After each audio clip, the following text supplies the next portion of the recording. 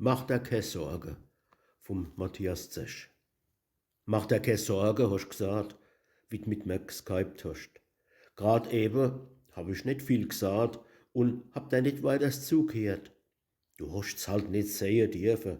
Deine Schwester neben mir, die hat halt so arg gegräunt, hat sich so Sorge gemacht, wie ihre Freundin, wo's Leben lädt ist, dass man Angst um sie haben muss. Und ich hab halt nicht gewiss, was sagen, für sie helfen. Ich hätte es sagen sollen halt. Aber die wollt ja nicht, dass du sehen tust, sonst hättest du dir Sorge gemacht. Grad jetzt, wo du so weit weg bist. Ich hast noch einmal angerufen, du hättest dir Sorge machen, wegen mir. Grad eben, ich hätt nix gesagt und hätt überhaupt nicht zugehört.